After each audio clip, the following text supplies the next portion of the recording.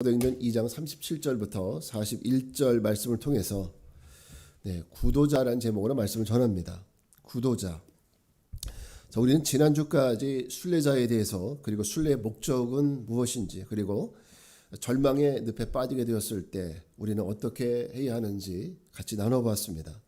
오늘 저는 여러분과 함께 구도자에 대해서 함께 나눠보려고 합니다. 구도자, 어떤 사람을 우리가 구도자라고 부르고, 그리고 구도자는 어떤 사람인가, 우리 여기 대해서 같이 나눠보려고 합니다. 원래는 구도자와 전도자는 제목으로 말씀을 전하려고 했는데 말씀을 준비하면서 내용이 굉장히 길어지게 됐어요. 그래서 이거 잘라야 되겠다. 그래서 결국은 오늘은 구도자하고 다음 주는 전도자 이렇게 하려고 합니다. 그래서 오늘은 구도자에 대해서만 나눠보겠습니다. 작가 서영은의 노란 화살표 방향으로 걸었다라는 이 책이 있는데, 작가가 직접 스페인의 산티아고 순례길을 걸으면서 체험한 이야기를 다룬 책입니다.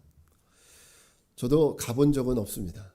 언젠가는 가볼 일이 있을 거라고 저는 생각을 하는데, 이 순례길은 성 야고보 사도가 복음을 전하기 위해서 걸어간 길이라고 해요.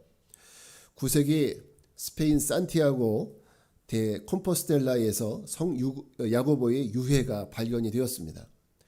이 성 야고보를 스페인의 수호 성인으로 모시게 되면서 오늘날 이 순례길이 생기게 되었다고 합니다. 이 순례길 코스는 여러 개가 있어요. 근데 사람들이 가장 많이 찾는 코스는 그 거리가 약 800km 정도 돼요. 800km 정도가 되고, 그 시간이 짧게는 32일, 그리고 약 40일 정도가 걸리는 정말 어마어마하게 긴 이런 코스죠. 지난해인가요?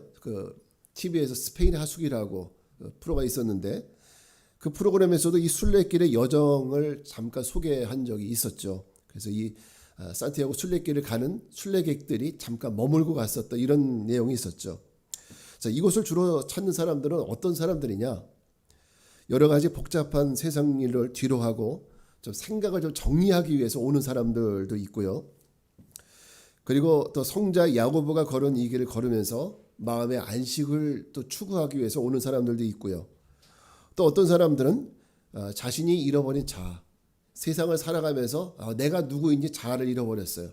이런 사람들이 이 길을 걸으면서 내가 누구냐, 이런 자아를 찾기 위해서 이 길을 걷는 사람도 있다고 합니다. 여러분 한번 기회가 되시면, 꼭 기회가 될 거라고 믿는데 한번 이 길을 꼭 좀 걸어보기를, 저도 안 가봤지만 추천을 감히 드립니다. 자, 어쨌든 우리는 이렇게 자신의 잃어버린 무엇인가를 찾고 인생의 길을 찾는 사람들, 이런 사람들을 한마디로 말하면 구도자라고 부릅니다. 그리고 보면 철로역정에 나오는 크리스천도 아직 죄의 두려움은 갖고 있지만 어디로 가야 될지, 내 길이 어떤 길인지 여기 대해서 잘 모르고 또 구원의 길을 발견하거나 그 길로 들어서지 못했기 때문에 우리는 이 크리스천을 구도자라고 말할 수 있겠죠. 그리고 저와 여러분들도 역시 구도자입니다. 우리도 구도자예요. 우리는 예수 그리스도라는 길을 찾았죠. 이 길이 정답이구나. 길을 찾았습니다. 그리고 난 후에 이제 그리스도를 믿는 그 길을 열심히 걸어가고 있는, 이제 그 순례의 길을 걸어가고 있는 구도자들입니다. 우리 그리스도인들은 진정한 구도자가 되려면 반드시 예수님을 만나야 합니다. 또 우리는 예수님 만나기를 힘써야 돼요. 우리 이런 소망 가지고 이 구도자의 길을 가는 거 아니겠습니까? 우리가 가는 이 길 끝에서 누굴 만나요? 주님을 만날 거다. 이 믿음 가지고 이 길을 걸어가는 줄 믿습니다. 자, 그렇다면 우리가 진정한 구도자로서 이 순례의 여정을 시작하고 그리고 끝까지 이 순례의 여정을 걸어가려면 우리는 어떤 준비가 돼야 할까요? 첫째는 마음의 찔림이 있어야 합니다. 마음의 찔림. 자, 사도행전 2장 37절, 우리가 암송했던 구절이에요. 같이 한번 읽겠습니다. 시작. 그들이 이 말을 듣고 마음에 찔려 베드로와 다른 사도들에게 물어 이르되, 형제들아, 우리가 어찌할꼬 하거늘. 자, 이 말씀은 사도행전에서 성령 강림 사건이 있었던 바로 그 마가의 다락방에서 있었던 일입니다. 성령의 임하심으로 각각 다른 나라의 방언으로 말하는 것을 유대인들이 듣게 됐죠. 사실 이 사건이 어디서 있었냐에 대해서는 말이 많아요. 왜냐하면 우리는 보통 알기를 마가다락방하고 얘기하는데, 또 어떤 분들은 마가다락방에서는 이제 예수님 승천 후에 모여서 기도하고, 그리고 그들이 어디로 갔느냐, 바로 성전으로 올라가서 거기서 또다시 기도하고 있을 때 그때의 성령 강림 사건이 있었다라고 말하는 분들이 있어요. 근데 제가 볼 때는 후자가 더 맞지 않나. 왜냐하면 유대인들이 와서 그 명절 때 왔잖아요. 그럼 그들이 있어야 될 곳은 당연히 성전이기 때문에 이 성전에서 이런 일이 있었을 거라고 생각을 합니다. 그럼 어쨌든 자, 그들이 이렇게 모여서 성령 강림 사건을 보면서 각각 자기 나라의 말로 방언하는 것을 듣게 됩니다. 그럴 때 각 나라에서 온 유대인들은 이 말을 듣고 깜짝 놀라게 돼요. 아니, 이 사람들이 어떻게 외국어를 할 수 있을까? 우리는 영어도 제대로 못하는데. 배우지 못한 사람들이 각각 다른 나라의 언어별로 막 방언을 하는 겁니다. 그리고 그 자리에서 베드로가 일어나서 이 사건에 대한 설명을 해요. 이 성령 강림 사건이 요엘서 말씀하신 이 사건이라는 것을 말하게 되고, 또 이 예수 그리스도를 십자가에 죽인 사건까지 말하게 되죠. 그러면서 이 예수를 십자가에 못 박은 사람은 바로 이스라엘의 온 집이다. 바로 너희들이다. 이렇게 선포하게 되죠. 근데 이 말을 듣자마자 그들은 어떻습니까? 이 말을 듣고 마음에 찔림을 받았다. 마음에 찔림을 받았다는 거예요. 우리도 도둑이 제 말 들린다고 누가 어떤 바른 말을 해주면 어때요? 마음이 막 찔리잖아요. 저도 우리 사모님의 말에 많이 찔림을 받습니다.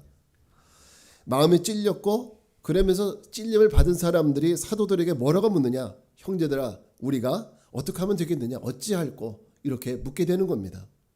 그렇습니다. 여기서 중요한 것은 바로 마음의 찔림의 사건이에요. 하나님 말씀을 듣고 말씀이 찔렸다는 거예요. 그들은 마음의 찔림의 사건이 있었을 때 그러면 어떻게 해야 내가 구원을 받지? 여기에 대한 의문을 갖게 되고 또 어디서 구원을 받지? 어떻게 구원을 받지? 구원을 얻기 위해서 나는 어디로 가야 하나? 이런 신앙적인 존재적인 질문을 하게 되는 거죠. 이런 마음이 사람을 구도자로 만들게 되는 거예요. 이런 마음이. 그리고 구도자의 길을 걸어갈 수 있도록 만드는 것은 바로 마음의 찔림의 사건이에요.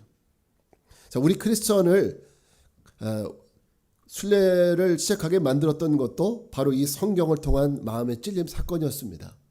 바로 이 사건 때문에 우리 크리스천도 순례를 시작하게 된 거죠. 철로 역정, 여러분 처음 책을 폈을 때 가장 첫머리에 나오는 내용입니다. 바로 이런 내용이에요. 나는 세상의 황야를 지나다가 조그만 동굴에 이르렀다. 거기에서 누워서 잠을 잤다. 꿈속에서 나는 손에 책을 들고 등에는 커다란 짐을 진 채 길 옆에 서 있는 남루한 옷차림의 한 남자를 보았다. 그는 바로 가까이에 있는 자기 집을 등지고 있었다. 그는 책을 펴서 읽더니 흐느끼기 시작했다. 그리고는 감정을 더 억제하지 못하고 고통스럽게 울부짖으며 말했다. 어찌해야 좋을까? 자, 여러분, 크리스천이 들고 있었던 이 책은 무슨 책일까요? 무슨 책일 것 같습니까? 위인전은 아니겠죠. 바로 성경입니다. 크리스천이 성경을 읽고 마음의 찔림을 받아서 그도 뭐라고 얘기합니까? 어찌해야 좋을까? 바로 이거예요. 여러분, 우리가 성경을 읽어야 하는 이유가 여기에 있습니다. 크리스천은 사람의 권면이나 누군가의 잔소리를 듣고 마음에 찔린 것이 아니에요. 뭘 듣고요? 하나님의 말씀을 읽고 말씀을 듣고 마음의 찔림을 얻게 되었던 거예요. 마가의 다락방에 모였었던 성전에 모였었던 유대인들은 그들이 왜 마음의 찔림을 받게 되었습니까? 베드로가 소리를 크게 질러서 사람들의 마음을 찔리게 한 것이 아니에요. 공통적으로 그들에게 하나님의 말씀이 들려지기 시작을 했어요. 하나님의 말씀이 그들의 마음속에 들어오기 시작을 한 거예요. 그들의 마음속으로 하나님의 말씀이 후벼들어 들어오기 시작을 한 겁니다. 그러자 그의 마음이 어떻게 됐어요? 찔림을 받게 된 겁니다. 여러분, 그러니까 우리가 이런 것들을 보더라도 자녀들에게 아무리 잔소리를 해도 아무리 잔소리를 많이 해도 마음에 찔림이 없으면 변화가 있어요, 없어요? 변화가 없는 거예요. 우리 부모님들은 다 경험을 해보잖아요. 아무리 잔소리 많이 해도 마음에 찔림이 없으면 변화가 없습니다. 그러니까 잔소리보다는 우리가 뭘 해줘야 될까요? 말씀을 좀 읽어줘야 되고 그리고 큐티하는 습관을 들여주는 게 그게 중요한 겁니다. 그게 100마디 잔소리보다 훨씬 좋아요. 큐티하는 아이들은 잔소리 할 필요가 없어요. 왜? 그 말씀이 마음에 꽂히니까 자기 스스로 알아서 하는 겁니다. 저희 그 큰 처제 딸이 성민이와 나이가 같아요. 이제 올해 고등학교에 들어가게 되는데 이 아이가 큐티를 하기 시작을 했어요. 큐티를 하면서 스스로 자기 죄를 보고 말씀대로 살려고 그렇게 노력을 하는 겁니다. 큐티하는 아이는 말하는 것보다도 말하는 것도 다르고요. 생각도 달라집니다. 잔소리가 아니라 말씀을 들려주니까 아이들이 변하게 되는 거예요. 자, 크리스천이 이 순례의 과정에서 한 번도 이 책을 놓치지 않았듯 세상 사람들이 안 믿는 불신자들이 구도자의 길을 가려면 반드시 자꾸 말씀을 들어야 하는 겁니다. 말씀을 들어야 돼요. 교회에 나오면 좋은데 믿지 않는 사람들은 교회 안 나오잖아요. 그 말씀을 들을 길이 없죠. 그렇기 때문에 우리가 찾아갈 수밖에 없는 거죠. 찾아가서 말씀을 전하는 거예요. 그게 바로 전도 아닙니까? 찾아가서 날씨 좋네요, 뭐 하네요, 뭐 이런 얘기하는 것이 아니라 말씀을 들려줘야 돼요. 말씀을 안 들려주면은 전도의 의미가 없는 거예요. 말씀이 들려져야 그들 마음속에 찔림이 있고, 그들 마음속에 찔림이 있으면 그들은 더 말할 필요가 없어요. 알아서 교회 나오게 돼 있고 알아서 예수를 믿게 돼 있습니다. 또 믿는 이들이 자꾸 말씀을 전해야 됩니다. 자, 성경 말씀을 전하세요. 믿지 않는 남편과 부부싸움 할 때도 말씀에 근거한 부부싸움을 하셔야 됩니다. 또 자녀를 훈계할 때도 말씀을 근거로 하셔야 됩니다.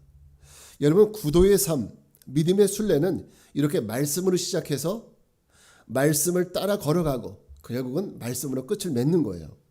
그래서 말씀을 잘 들어야 합니다. 말씀이 중요합니다. 설교 시간 조금 길다고 하품하면 안 돼요. 왜냐하면 이 말씀이 우리에겐 그렇게 중요한 거기 때문이죠. 말씀을 잘 들어야 우리가 이 순례의 길을 잃지 않을 수 있습니다. 말씀이, 하나님 말씀의 성경이 우리 구도의 삶의 로드맵이에요. 지도예요. 서영원 작가의 그 책 제목이 아까 뭐라 그랬죠? 노란 화살표 방향으로 걸어가라.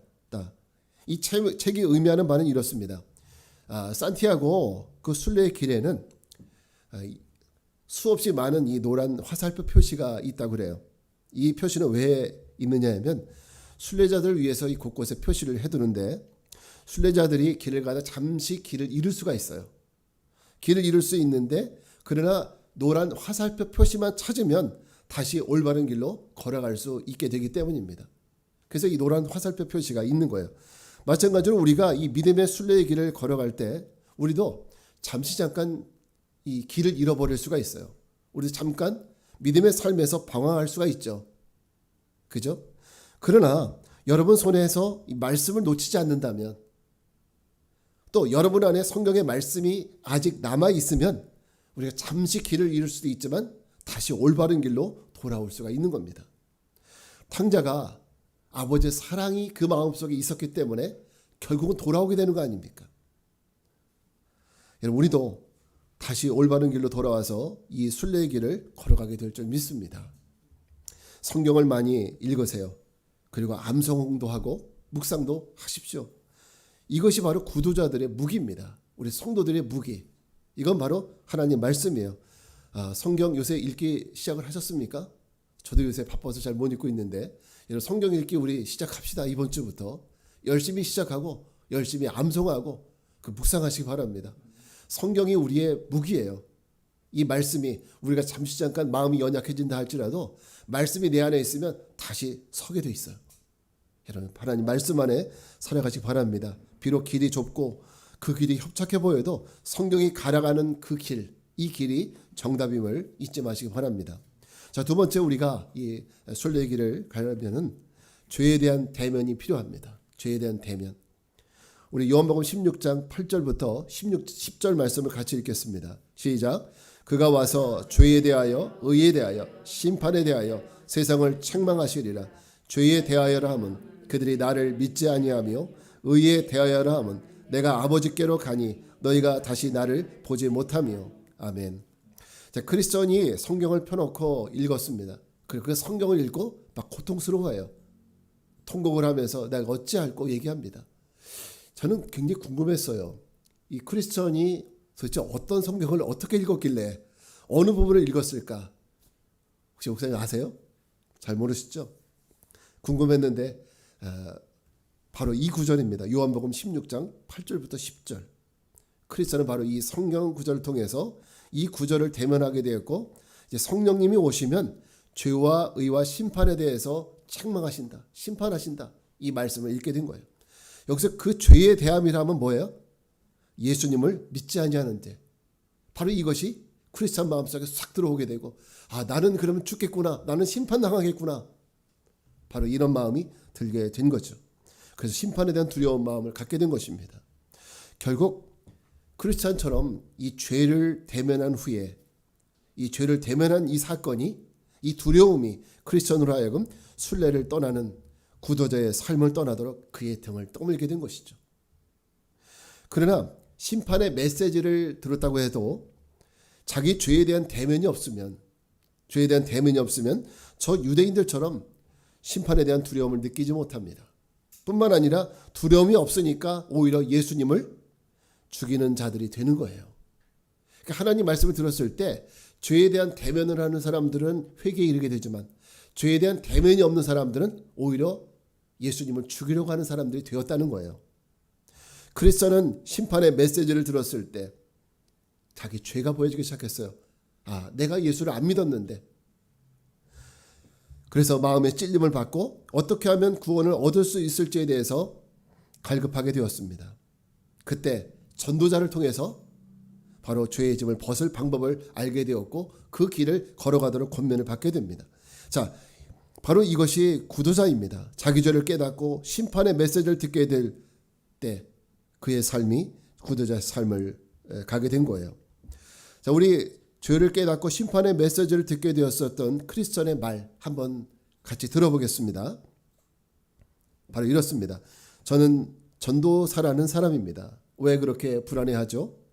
선생님, 저는 제가 들고 있는 이 책을 읽고 죽은 후에 심판을 받는다는 것을 알았습니다. 그래서 저는 절대로 죽고 싶지 않습니다. 아니, 왜 죽고 싶지 않습니까? 이 세상이 수많은 죄악으로 가득 찬 것을 보면서도요. 나의 등에 짊어진 이 짐이 날 무덤 저 아래로 빠지게 하여 지옥에 떨어지게 될까 두렵기 때문입니다. 그리고 죽을 준비가 되어 있지 않은데 어떻게 심판과 처분을 기다릴 수 있겠습니까? 이런 것들을 생각하면 울고 싶을 뿐입니다. 자, 여러분, 오늘 여러분 안에 내 죄 때문에 심판받을 것에 대한 두려움을 느껴본 적이 있습니까? 내 죄 때문에 이러다가 내가 심판받는 거 아닌가? 이런 두려운 마음. 여러분, 이런 두려운 마음은 좋은 두려운 마음이죠. 쓸데없는 두려움도 있지만은 이런 두려움은 굉장히 우리를 유익하게 만드는 이런 두려움입니다. 이런 두려움을 느껴본 적이 있습니까? 또 어떻게 하면 내가 구원받을 수 있을까? 내가 어떻게 하면 심판을 면할 수 있을까? 이런 조급한 마음 가져본 적 있나요? 아마 우리들 다 이런 경험도 있으시죠? 심판에 대한 두려움, 그리고 이러다가 내가 지옥 가면 어떡하나, 이런 마음들 다 고민해 본 적이 있었을 겁니다. 그런 경험을 여러분이 가지고 있다면 그건 여러분이 지금 구두자로서 올바른 출발을 하셨고 또 올바른 길을 가고 있다는 증거입니다. 제가 아침 편지를 매일 보내는데 처음에는 제가 좀 그 아침 편지에 죄에 대한 얘기를 너무 많이 하다 보니까 물론 이런 것들이 맞는 얘기긴 하지만 아침에 읽기에는 정말 부담스러운 이런 얘기인 건 사실입니다. 아침에 읽기에 또 무슨 죄를 회개하십시오, 이런 얘기들이 아침에 읽을 때마다 좀 부담이 되죠. 그죠? 그런 건 틀림이 없습니다. 그런데 어떤 분들은 이 말씀을 듣고 아멘 하면서 응답을 해오시는 분이 있는가 하면 어떤 분들은 목사님이 왜 마치 저주 같은 말씀을 자꾸 하시는지 모르겠다 이렇게 반응하시는 분들도 있었습니다.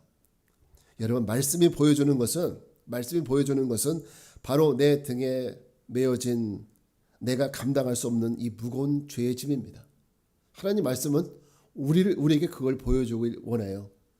우리 어깨 위에 있는 이 무거운 죄의 짐, 세상의 그 어떤 것으로도 해결될 수 없는 이 무거운 죄의 짐, 그리고 무게를 느껴본 사람이 죄의 짐을 벗어버리기 위해서 구도자의 길을 걸어가게 되는 것입니다. 우리의 이 철로 역정에도 크리스천 이미지 항상 나오는 그 모습이 뭐예요? 그의 어깨에 뭐가 있어요? 무거운 짐.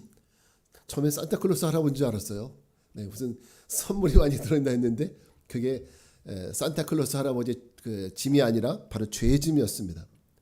여러분, 바라기는 여러분이 성경을 읽을 때, 또 말씀을 묵상할 때, 또 하나님이 허락하시는 우리의 다양한 사건과 시간과 이런 모든 삶들 속에서 자신의 죄의 짐이 보여지고 깨달아지는 은혜가 있기를 주의 이름으로 축원합니다.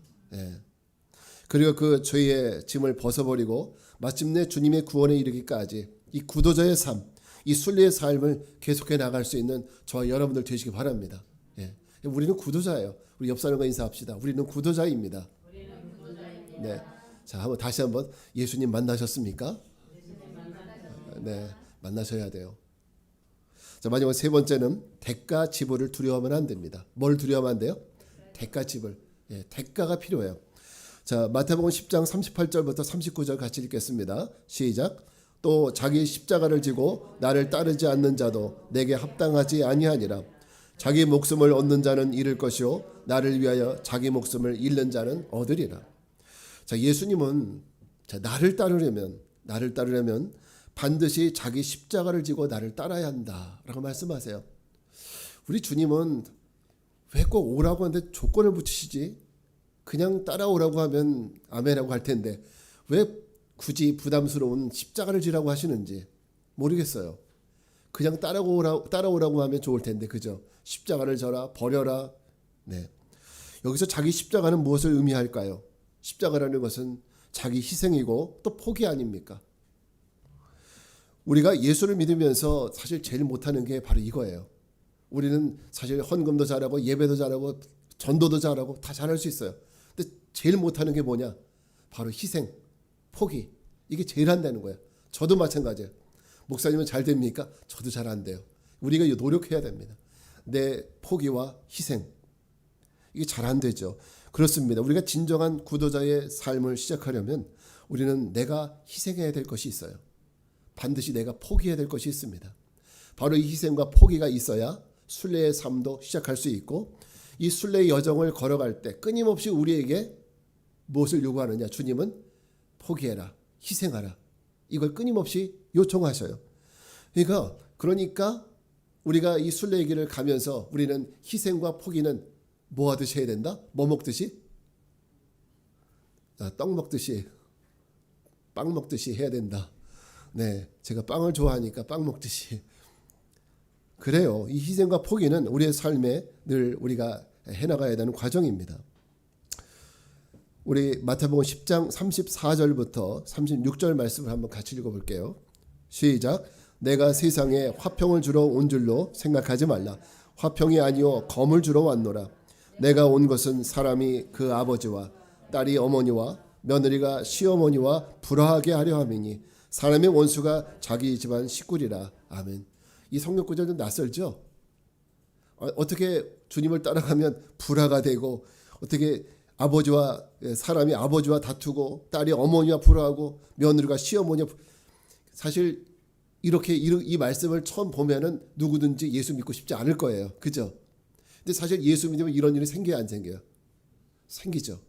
특히나 우리가 이 내 죄의 심각성을 깨닫고 구도의 삶을 시작하려고 할 때 가장 많이 부딪히는 사람들이 누굽니까? 내 가족들이에요, 가족들. 내 가족들이 가장 많이 부딪히게 되는데 물론 가족들이 다 믿으면 덜해요.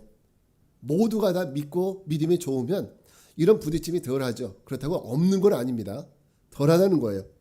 그러나 저처럼 가장인 아버지가 예수를 안 믿고 부모님도 다른 형제들도 예수를 안 믿는 이런 가정들에서는 신앙생활을 시작할 때 핍박이 참 많습니다. 우리 원장님도 마찬가지죠. 핍박이 많을 겁니다. 예수님을 믿으니까 우리 가정이 편안해져야 되는데 오히려 더 가정이 불화하게 되는 일들이 있어요. 왜? 예수를 따라가려면 우리가 과거에 가졌던 가치관, 신앙, 믿음 다 버려야 되니까. 한 가지 예로 저 같은 경우에는 제일 힘들었던 것이 제사 문제였습니다. 왜냐하면 저희 집안은 제사를 지냈기 때문에 1년에 많이는 하지만 3번 정도는 꼭 지냈어요. 3번 정도는. 근데 제가 그중에서 둘째 아들이잖아요. 그러니까 매일 이 제사에 참여를 해야 됩니다. 적어도 1년에 3번씩은 참여해야 되는데 근데 제가 교회에 다니고 그래도 들은 말씀은 있잖아요. 말씀은 있으니까 그래도 최소한 제사는 우상숭배다라는 말은 들어봤어요. 그리고 제사 드리면 안 된다라는 말을 들어봤죠. 제사는 귀신을 섬기는 거다. 참 이런 말을 들으면서 굉장히 양심의 가책을 느끼게 됐죠. 양심상 제사를 드릴 수가 없는 거예요. 내가 그래도 예수 믿는 사람인데. 저는 정말 아버지에게 맞을 각오하면서 말씀드렸어요. 제사 안 드리겠다고. 이제 그 결과는 여러분 상상에 맡기겠습니다. 저도 이렇게 핍박을 받으면서 시작을 했어요. 신앙생활을. 예수님은 믿는 처음부터 그 가정에 평화를 주시지 않습니다. 특히나 온 가족이 믿지 않는 경우에는 가장 먼저 내가 믿기 때문에 불화가 먼저, 내가 먼저 그 불화, 그 폭풍을 다 맞아야 돼요. 그러나 이 모든 과정을 먼저 믿은 사람이 누구든 간에, 여러분이든 간에 동생이든 간에 누구든 간에 믿음으로 잘 이겨나가면 결국은 불신과 불안은 다 떠나가게 되고 결국은 모든 가정들이 다 예수를 믿게 되는 놀라운 변화가 찾아오게 됩니다. 그제서야 가정의 평화가 찾아와요. 앞에 말씀드렸던 우리 처제 가정이 있죠. 제 동서는, 저 밑에 동서죠. 이 동서는 착하기는 엄청 착합니다.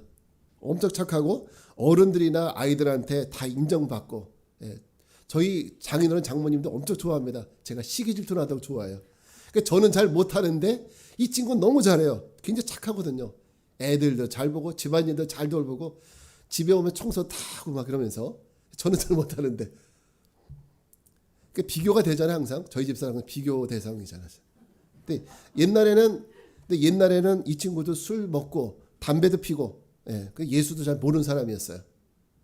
그런데 먼저 믿은 저희 처제가 이 친구를 위해서 열심히 기도하고 새벽기도 나가서 기도하고 남편을 교회로 전도했습니다. 그래서 어느새 교회 나가게 되니까 술도 끊게 되고 담배도 끊게 되고, 그리고 지금은 권사님이 됐어요. 작년에 권사가 됐어요.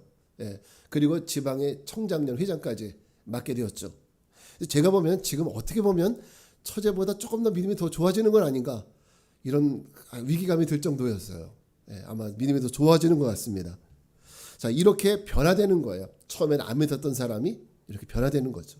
그래서 지금은 사실은 처제보다 사실 제가 볼 때는 나중에 얘기하면 안 됩니다. 더 좋은 것 같아요. 믿음이. 아니에요? 제가 볼 때는 그렇다는 거죠. 이렇게 구도자인 우리는 먼저 자신의 희생과 포기가 있어야 돼요.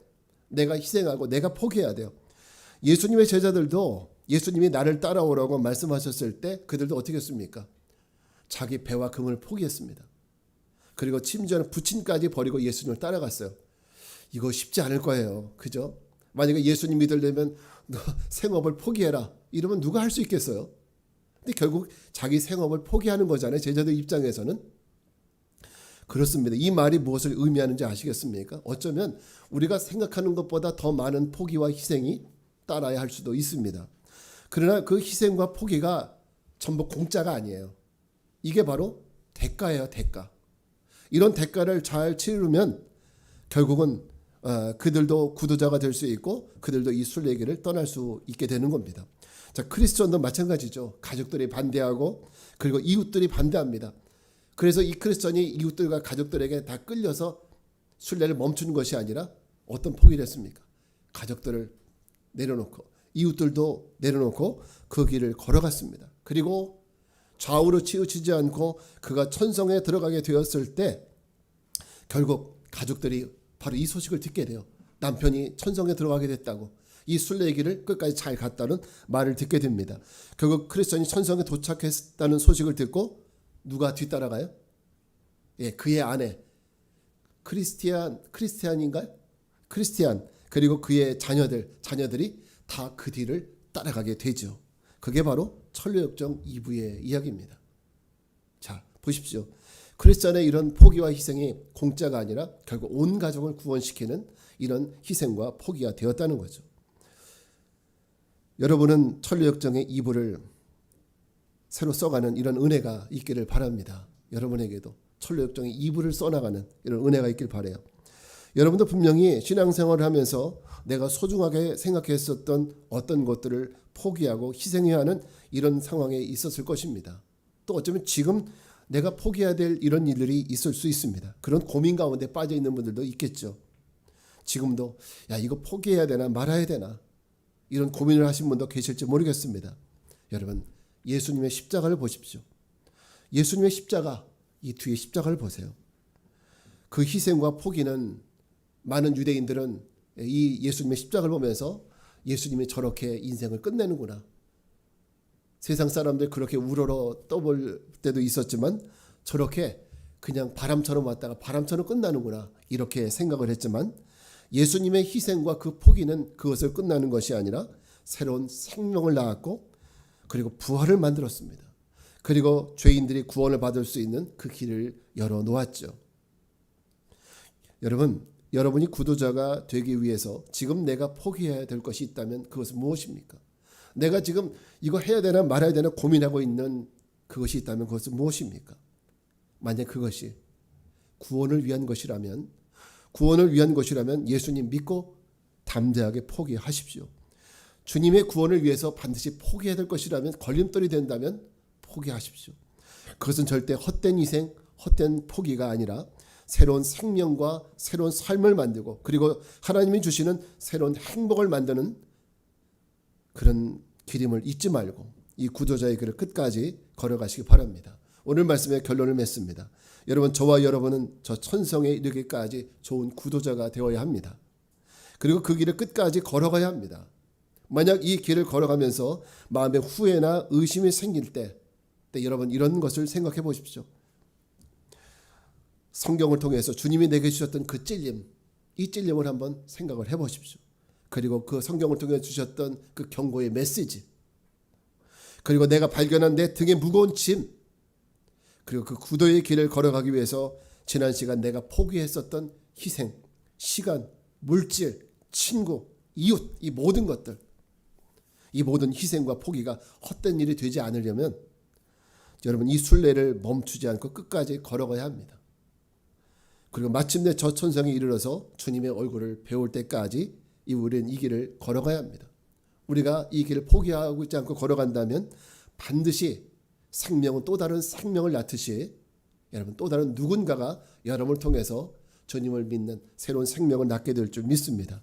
앞에서 말했던 나는 노란 화살표 방향으로 걸어갔다는 책의 그 서영원 작가는 2008년 가을에 66세라는 정말 젊지 않은 이 나이에 집에서 유서까지 써놓고 어쩌면 죽을지 모르니까 유서까지 써놓고 이 길을 떠났습니다.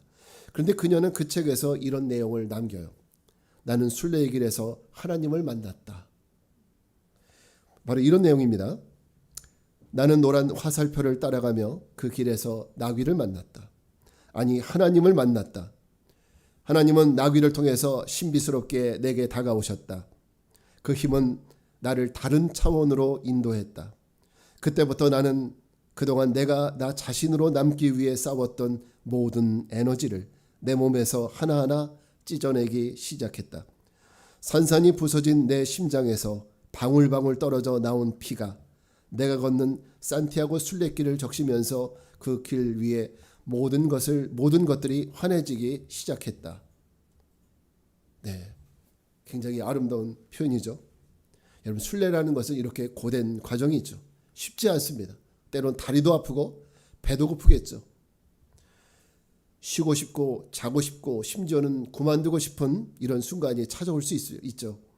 그러나 그리스도인이 천성에서 하나님을 뵙기까지 그 순례를 멈추지 않았던 것처럼 서영원 작가가 그 길에서 하나님을 체험한 것처럼 우리의 이 순례의 길에 주님이 함께 하시고 또 주님의 임재를 보여주셔서 저 천성까지 나아가는 우리 귀한 성도들 되시기를 주의 이름으로 축원합니다. 아멘. 자리에서 일어나셔서 우리 나의 가는 길에 주의 축복이 있으리 이 구도자의 길을 함께 같이 축복하면서 부르겠습니다.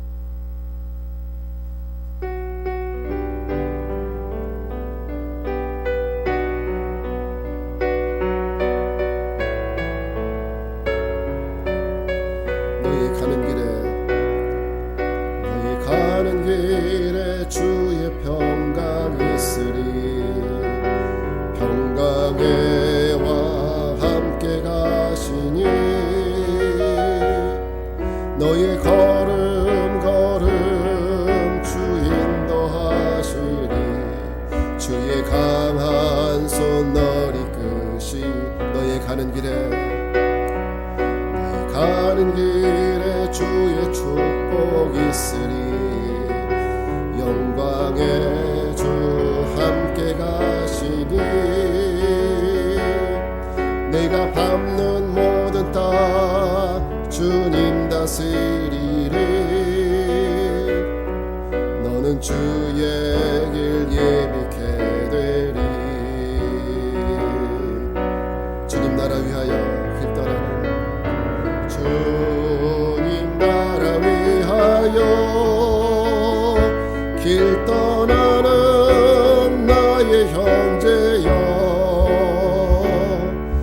주께서 가라시니 너는 가라. 주의 이름으로 거칠은 광야 위에 꽃은 피어나고, 세상은 내 안에서 주님의 영광 보리라. 강하고 담대하라. 세상 이기신 주 늘 함께 너와 동행 하시며 내게 새 힘을 주시리. 같이 기도하겠습니다. 그렇습니다. 우리가 걸어가는 이 길은, 이 구도자의 길은 험한 길일 수도 있고 자기 희생과 포기를 요구할 수도 있습니다. 그러나 이 길에 우리 주님 함께 하시고 평강의 주님이 늘 동행하심을 믿으시기 바랍니다. 나의 마음에 찔림을 주셔서 이 길을 떠나게 하신 바로 이 구도자의 길이 절대 멈출 수 없는 것은 오직 예수 그리스도 안에서 나의 죄의 짐을 풀릴 것을 믿기 때문입니다. 또 이 길이 우리를 구원해 주시는 길이라는 것을 믿기 때문입니다. 우리가 어떤 포기와 희생을 감당하더라도 우리가 이 길을 걸어가야 할 것은 이 길에서 새로운 생명을 낳을 수 있기 때문입니다. 오늘 우리 함께 기도하겠습니다. 우리가 기도할 때 주님 이 구도자의 길, 순로자의 길을 잘 출발하고 이 길을 잘 걸어갈 수 있는 지혜와 믿음을 달라고 기도하겠습니다. 그리고 이 세상 불신자들에게 말씀이 들리게 하시고 그들도 마음의 찔림을 받아 구도의 길을 나서게 해달라고 주님의 이름 한번 부르고 기도하겠습니다. 주여, 은혜로우신 아버지 하나님, 주의 은혜와 사랑을 감사합니다. 오늘 우리에게 하나님 말씀이 들려지게 하시고 내 마음 깊숙이 그 말씀이 찾아 들어와 내 마음 깊은 곳에 나의 죄를 찔르게 하시고 또 깨달아지게 하시고 우리로 하여금 하나님 어떻게 하면 내가 구원을 얻게 될까, 이런 마음에 하나님 호소가 있게 도와주시고 탄식이 있게 하여 주시옵소서. 그로 말미암아 우리로 하여금 이 구도자의 길, 믿음의 길, 이 구원의 길을 출발할 수 있는 우리 모두가 되게 도와주시고 이 길을 걸어갈 때 하나님의 은혜와 하나님의 축복과 영광이 우리 가운데 함께 하실 줄 믿습니다.